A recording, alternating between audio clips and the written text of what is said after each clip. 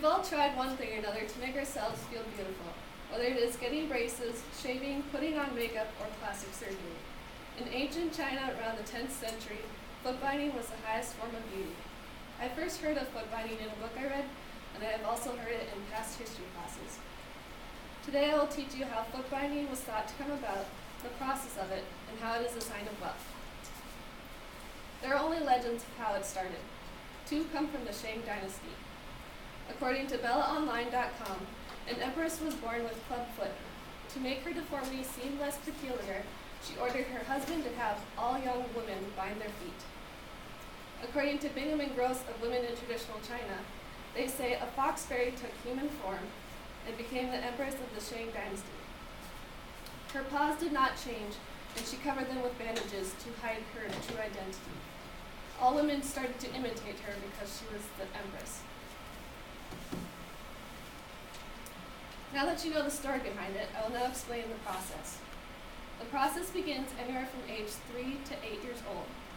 According to BellaOnline.com, before the feet are bound, they're washed, soaked in warm water and herbs, and massaged. The arch and 4 small toes are broken. As you can see, the woman here has the arch and 4 small toes broken. I've also showed the club foot of what the empress was thought to have. Puzzle.com states that the bandage that was used to wrap was 10 inches long by 2 inches wide. It was wrapped so tight the force of it forced the toes under and against the sole. The large toe was left unbound. Toenails were clipped often so they did not grow into the bound foot.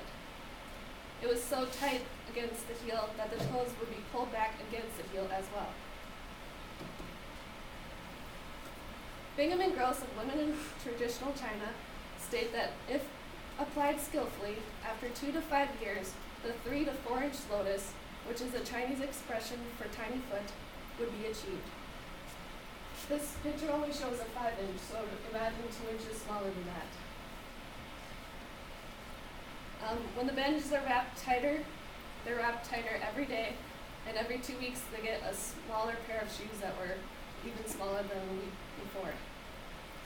I will now show a short video of a woman with her experience with footbinding.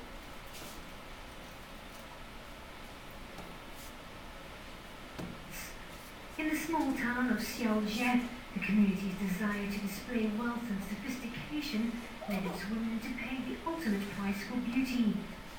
Zhang Weixian explains how her mother bound her feet from the age of 3 and broke her toes, tucking them in under her soles and keeping them in place with bandages. Zhang is now 97 years old and vividly remembers the experience. It hurt so much that I freed my feet at night in secret and rubbed them.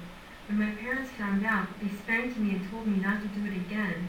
Afterwards, they stitched the bandage together so I could not unwind it anymore.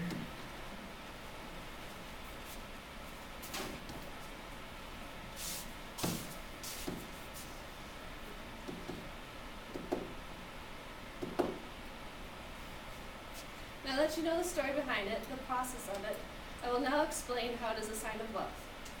Women bound their feet in hopes to marry into wealthy families. The men were attracted to the dainty look of the feet.